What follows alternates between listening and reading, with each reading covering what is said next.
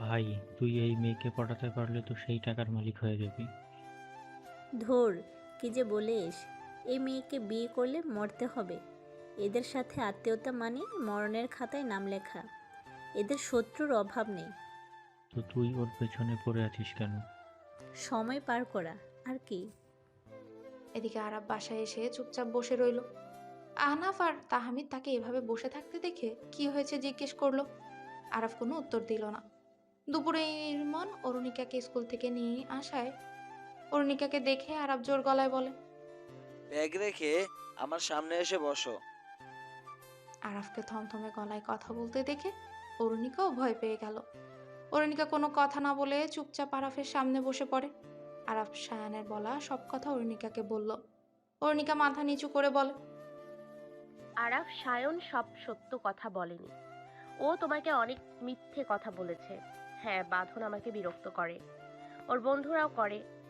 আমি তোমাকে বলতে চেয়েছিলাম, কিন্তু আমার একটা ফ্রেন্ড আছে, উম্মা। ও বলেছে সব কথা তোমাদের না জানাতে। ওর তো মা আছে, আমার তো মা নেই, বোনও নেই। মেয়েদের নাকি সব কথা বলা ভালো না, অনেক ঝামেলা হয়। আর তোমাকে বললে তুমি বাঁধনকে মারতে না বলো? মারলে তো ও আমাকে আরো বিরক্ত করবে। তখন আমার ওর সামনে যেতে আরো ভয় লাগবে। ও যদি কিছু করে ফেলে। আর উম্মাই আমাকে বলেছে চুপ থাকতে। একদিন পাত্তা না পেয়ে ওরাই শান্ত হয়ে যাবে। আর আমার কাউকেই ভালো লাগে না, প্রমিস করে বলছি। হ্যাঁ, অনেকে আমার সাথে কথা বলতে আসে, আর আমি তখন মুখের ওপর কিভাবে সরে আসবো বলো? আর জানো, ক্লাসে যেই মেয়েদের সাথে বেশি বেশি ছেলের কথা বলতে আসে, সেই মেয়েকেই সবাই পাত্তা দেয়। ইমন অরুণিকার শেষ কথা শুনে হাসতে হাসতে বলে। আমিও এটাই ভাবতাম। আরাফ চোখ গরম করে তাকাতেই এমন হাসি আটকে ফেলে। এদিকে আহনাফ চোখ ছোট করে অরুণিকার দিকে তাকিয়ে আছে। সে বিড়বিড় করে বলল। আমি ওই বাথনের হাড়টি গুঁড়ো করে দেব। অরুণিকা আরাফের কাছে এসে বলল। প্লিজ তুমি রাগ করো না আরাফ। আরাফ শান্ত কণ্ঠে বলল। তোমার আমার উম্মার বয়স আমাদের চেয়ে কম। ওর চেয়ে আমরা বেশি বুঝবো। আমরা কি করব না করব সেটা আমাদের ব্যাপার। কিন্তু তুমি এই কথাগুলো আমাদের সাথে শেয়ার না করে ভুল করেছিলে। এখন থেকে আমাদের সব কথা বলবে। আমাকে না বললে তুর্যকে বলতে পারো। আহনাফ বলল। তুর্যকে বলতে হবে কেন? আমাকেও তো বলতে পারো। অরুণিকা মুখ বাঁকিয়ে বলে। আমি তোমাকে কিছুই বলবো না। আহনাফ অবাক হয়ে বলে। কেন? অরুণিকা কিছু না বলে আহনাফ রাগী কণ্ঠে বলল। এই, তুমি আমার সাথে বেয়াদবি করো কেন? সব সময় আমার সাথে বাঁকা বাঁকা কথা বলো। কারণ তুমি আমার সাথে বাঁকা বাঁকা কথা বলো, আমাকে সব সময় বকা দাও। বাসায় কি শুধু আমিই তোমাকে বকা দিই? হ্যাঁ, তুমিই দাও। ইভান আর আরাফের গুঁড়ো কি বকা লাগে না? আরাফ বকা দিতে পারবে, তুমি পারবে না। আর ইভানের সাথে আমি কথাই বলি না, ও নিজেও আমার সাথে কথা বলে না, আমাকে বিরক্তও করে না। কিন্তু তুমি সব সময় আমাকে বিরক্ত করো। অদ্ভুত মেয়ে তো। আমি তোমাকে কখনো বিরক্ত করেছি? তুমিই আমার কথা শুনো না। ইভান তো একবার কিছু বললেই তুমি সোজা হয়ে যাও। কারণ আমি তোমাকে ভয় পাই না, ইভানকে পাই। আহনাফ বসা থেকে উঠে অরুণিকার কাছে আসতে যাবে, তখন ইমন তার সামনে এসে দাঁড়িয়ে বলে। ভাই আর ঝগড়া করিস না। আহনাফ ক্ষুব্ধ কণ্ঠে বলে। ও আমার সাথে এমন কেন করবে? অরুণিকা দৌড়ে নিজের ঘরে চলে গেল। তাহমিদ বলল। তুই ওকে একদমই বকা দিস না। দেখ, একজনকে এত মানুষ শাসন করা ভালো না। আরাফ আর ইভান যেহেতু শাসন করেছে, সেহেতু আমাদের চুপ থাকা উচিত। তুইও এর মধ্যে কথা বললে ও আরো রেগে যাবে। তুর্যের সাথে কি রাগারাগি হয় না? খুব কম। আর তুর্য তোর মতো চেঁচামেচি করে না। আহনাফ আর কিছু না বলে নিজের রুমে চলে গেল। সে পুরো দিন রুমে বসে ভাবলো কিভাবে সে অরুণিকাকে সন্তুষ্ট করতে পারবে। শেষমেশ তার মাথায় একটা বুদ্ধি এলো। পরের দিন আহনাফ তার পরিকল্পনা বাস্তবায়নের জন্য অরুণিকার রুমে এসে তার পাশে বসে বলে। কি করছো? অরুণিকা মাথা ঘুরিয়ে আহনাফের দিকে তাকিয়ে বলে। দেখছো না হোমওয়ার্ক করছি। আহনাফ মুচকি হেসে বলল। ঘুরতে যাবে? অরুণিকা অবাক হয়ে আহনাফের দিকে তাকালো। আহনাফ বলল। চলো, আজ তোমাকে বাইকে করে ঘোরাবো। অরুণিকা বসা থেকে উঠে আহনাফের কাছে এসে বলে। তুমি সত্যি আমাকে বাইরে নিয়ে যাবে? হ্যাঁ, এখন যাবে? অরুণিকা একগাল হেসে বলল। হ্যাঁ, যাব। আহনাফ রুম থেকে একটা প্যাকেট এনে সেটা অরুণিকার হাতে দিয়ে বলে। এটা পরে তাড়াতাড়ি তৈরি হয়ে নাও, আমি নিচে দাঁড়াচ্ছি।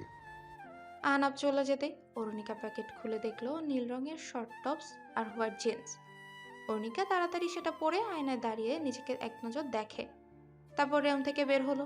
আরাফ অরুণিকার সাথে নিচে নামে। আহনাফ অরুণিকাকে দেখে বলে। অনেক সুন্দর লাগছে তোমাকে। আরাফ বলল। হ্যাঁ, তাই বলছি, একটু এদিক ওদিক লক্ষ্য করে বাইক চালাইস। আহনাফ ভ্রুকুচকে আরাফের দিকে তাকালো। এবার আহনাফ বাইকে উঠে বসে।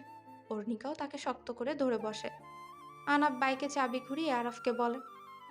যাচ্ছি, বাই। অরুণিকাও হাতের ইশারা আরাফকে বিদায় দিল। এবার অরুণিকা বলে। আহনাফ, তুমিও ব্লু শার্ট পরেছো? আহনাফ হেসে বলে। হ্যাঁ, কেন ভালো লাগছে না? ম্যাচিং ম্যাচিং, বাহ। আহনাফ হাসলো। অরুণিকা আবারও বলল। তোমার আজকে মন ভালো নাকি? হ্যাঁ, আমার মন সবসময় ভালো থাকে, শুধু তুমিই বুঝো না। আচ্ছা, তবে আজকে তোমার মন ভালো আছে, সেটা বোঝাই যাচ্ছে। তাই তো বিনামূল্যে ভ্রমণ করাচ্ছো। আহনাফ সাথে সাথে ব্রেক করে বলে। আমি কখনো টাকা নিয়ে তোমাকে বাইকে উঠিয়েছি? না, কিন্তু ওঠানোর সময় তো বাইকটা 100 বার ধরে বলেছো, যাতে বেশি নড়াচড়া করে তোমার সাইকেলের কোনো ক্ষতি না করি, নখ দিয়ে সিটে কোনো আঁচড় না দেই। আজ তো এমন জ্ঞান দিচ্ছ না, তাই বললাম। আহনাফ পেছন ফিরে অরুণিকার নখ দেখে বলে। থাক, নখ কাটা আছে, সমস্যা নেই, এখন চুপচাপ বসে থাকো। আহনাফ আবারও বাইক চালু করে। এবার অরুণিকা বলল। আচ্ছা, আমরা যাচ্ছি কোথায়? চুপচাপ বসে থাকো, গেলেই দেখতে পারবে। আহনাফ অরুণিকাকে বিড়লা প্ল্যানেটারিয়ামে নিয়ে গেল। তারপর দুজনেই গ্যালারিতে বসে তারা মণ্ডল দেখতে লাগলো। অরুণিকার মহাকাশ নিয়ে জানার অনেক ইচ্ছে ছিল। মাঝে মাঝে সে বিজ্ঞান পড়তে বসলে এসব নিয়ে অনেক প্রশ্ন করে, তাই আহনাফ তাকে এখানে নিয়ে এসেছে। অরুণিকা পুরো সময়টা আহনাফের হাত ধরে বসেছিল। সেখান থেকে বের হওয়ার পর অরুণিকার চোখে মুখে আনন্দ খেলা করছে। সে আহনাফের হাত ধরেই বলে। তুমি জানো আমার কত ভালো লেগেছে, মহাকাশ এত সুন্দর হয়। আহনাফ হাঁটু গেড়ে বসে বলে। চলো, তোমাকে আরেক জায়গায় নিয়ে যাব। সে এবার অরুণিকাকে নিয়ে নিকো পার্কে গেল। সেখানে তারা অনেকগুলো রাইডে চড়লো। এরপর আহনাফ একটা হাওয়াই মিঠাই অরুণিকার দিকে এগিয়ে দিল। অরুণিকা মনোযোগ দিয়ে সে হাওয়াই মিঠাই খাচ্ছে। এদিকে আহনাফ অরুণিকার দিকে কিছুক্ষণ তাকিয়ে থেকে বলে। ক্লাসে কোনো ছেলে তোমাকে কিছু বললে আমাকে বলবে কিন্তু। অরুণিকা খাওয়া বাদ দিয়ে আহনাফের দিকে তাকিয়ে বলল। ও আচ্ছা, তাহলে এত ঘোরাঘুরি এই জন্য করিয়েছো যাতে তোমাকে সব বলি? কেন, আমাকে বললে কি সমস্যা? তুমি অনেক মারপিট করো, যদি কাউকে মেরে চলে আসো। আসলে আসবো। জি না, আমার রেপুটেশন নষ্ট হয়ে যাবে। আহনাফ হাসতে হাসতে বলল। বাহ, এতটুকু মেয়ের রেপুটেশন নষ্ট হয়ে যাবে? এখন বাসায় চলো। আর একটু বসি। না, আমাকে মশা কামড়াচ্ছে। অরুণিকা জোরাজুরিতে আহনাফ বাধ্য হয়ে উঠে। এদিকে শতাব্দী আজ বাবার বাড়ি এসেছে। শতাব্দীকে দেখতে মহল্লার সব মেয়ে মানুষ ভিড় করেছে। মৃদুবালা মেয়েকে সাজিয়ে ঘরে বসিয়ে রেখেছেন, কিন্তু শতাব্দীর কিছুই ভালো লাগছে না। সৃজা বোনের পাশে বসে বলে। তোমাকে তো অস্থির লাগছে কেন দিদি? আসার পর থেকেই দেখছি কেমন ছটফট করছো। কিছু না। বলো না দিদি, কি হয়েছে? আচ্ছা, তুই আমাকে বাসা থেকে বের করতে পারবি? মানে কেন?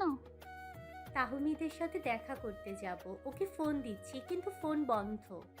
দিদি, বাসায় কেউ জানলে? জানবে না, বেশিক্ষণের জন্য যাব না। সৃজা কিছু একটা ভেবে বলে। আচ্ছা দাঁড়াও, আমি দেখছি। সৃজা রান্নাঘরে এসে দেখলো মা রান্নায় ব্যস্ত। সে নিচে নেমে ডুমুরকে বলতেই ডুমুর একটা বুদ্ধি দিল। সৃজা শতাব্দীর কাছে এসে বলে। দিদি, ডুমুর তোমাকে নিয়ে যাবে। খালা বাসায় নেই, আমি মাকে বলবো তুমি ডুমুর আপুর বাসায় গেছো। কিছুক্ষণ পর ডুমুর তাদের বাসায় এসে তাকে নিয়ে গেল। শতাব্দী মাথায় বড় একটা ওড়না ঝাঁপিয়ে মহল্লার সামনের একটা রিক্সা নিয়ে তাহমিদদের বাসায় গেল। গিয়ে দেখলো ঘরে তালা দেওয়া। দারোয়ানকে জিজ্ঞেস করতেই বললো তারা দুদিন আগে বাসা পরিবর্তন করে ফেলেছে। কোথায় গেছে সেটা জানে না। শতাব্দী উপায় না দেখে তাহমিদের পুরনো রেস্টুরেন্টে গেল। তবে এবার ভাগ্য তাকে ফিরিয়ে দেয়নি। রেস্টুরেন্টের সামনে গিয়ে সে তাহমিদকে দেখতে পেল, কিন্তু কোনোভাবেই আর কাছে যাওয়ার সাহস পাচ্ছে না। কিছুক্ষণ সে দূর থেকেই তাহমিদকে দেখে চলে এলো। বাসায় এসে সোজা রুমে ঢুকে অনেকক্ষণ কান্না। সে এই মুহূর্তে দোটানার মধ্যে দিয়ে যাচ্ছে। বিরাজ বিয়ের 1 সপ্তাহ পর ক্যাম্পে চলে গেছে। শ্বশুরবাড়ি কেউ তার সাথে ভালোভাবে কথা বলে না। সারাদিন একটা রুমে বসেই তার সময় কাটে, আর এই একাকিত্বটা তাকে কোনোভাবেই তাহমিদকে ভুলতে দিচ্ছে না। জীবনটা তার কাছে কাচের চুরির মতো হয়ে গেছে। জোড়া থাকলে সুর সৃষ্টি করে, একা থাকলে নিস্তব্ধতা দিয়ে যায়। এই সময় তাহমিদকে ভুলে থাকা তার একমাত্র উপায় ছিল বিরাজের সঙ্গ। কিন্তু মানুষটাও কেমন নির্জীব, মনে হয় তার গলায় জোর করে শতাব্দীকে বেঁধে দেওয়া হয়েছে। এই জোড়াজুড়ির সংসারে কার গলায় কি বিঁধেছে তার হিসেব রাখার সময় এই সমাজে নেই। মা বলেছে মেয়েদের মানিয়ে নিতে হয়, স্বামীর মনে ভালোবাসা সৃষ্টি করার জন্য মরিয়া হয়ে উঠতে হয়। কি হাস্যকর জীবন, যেখানে সে অতীতটাকে ভুলতে পারছে না, সেখানে মরিয়া হয়ে সে কিভাবে বিরাজের মনে জায়গা পাবে? তুর্য চুপচাপ খোলা বারান্দায় বসে আছে। তারা অনেক দিন ধরে চট্টগ্রামে আছে, তাই একটা বাড়ি ভাড়া নিয়ে ফেলেছে। বাড়িটা ডুপ্লেক্স, আর প্রতিটা রুমই অনেক বড়। সামনে বাগানও আছে। এক মাসের জন্য 25,000 টাকা দিতে হবে। যদিও অনেক পুরনো বাড়ি, কিন্তু হোটেলে তাদের অনেক অসুবিধা হচ্ছিল। তার চেয়ে তাদের এই বাড়িটাই অনেক ভালো মনে হয়েছে। এদিকে ইভান তুর্যের কাঁধে হাত রাখতে সে পাশ ফিরে তাকায়। ইভান বলে, মনে হচ্ছে মন খারাপ। তুর্য মাথা নেড়ে বলল, না, কিন্তু চিন্তা আছে। কি বিষয় নিয়ে? উপমাকে নিয়ে। ও হ্যাঁ, ওই দিন কি কিছু হয়েছিল? মেয়েটার সাথে তো তোকে আর কথা বলতেই দেখছি না। তুর্য মলিন মুখে বলল। মেয়েটা আমাকে সত্যি সত্যিই ভালোবাসে।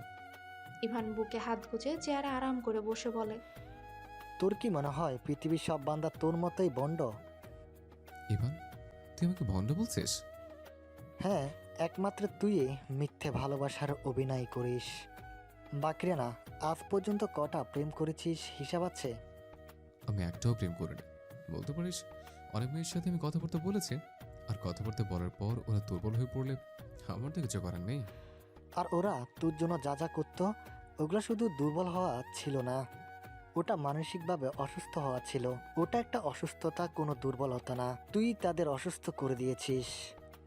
এবার তুর্য বলল, হ্যাঁ, আর এই অসুস্থতার জন্য তারা বড়জোর আমার পেছনে কয়েকদিন ঘুরঘুর করতো, পরে আবার ঠিক হয়ে যেত। তুই যাই বল, আমি কিন্তু ওদের অনেক সাহায্য করেছিলাম। কোন দিক দিয়ে? আরে, আমার প্রেমে পড়েই তোরা মানসিকভাবে শক্ত হয়েছিল। একটা ধাক্কা না খেলে মেয়েরা শক্ত হয় না, দুর্বল মনে মেয়েরা সংসারও করতে পারে না। আর তুই যেভাবে বলছিস, মনে হচ্ছে কি আত্মহত্যা করতে গিয়েছিল।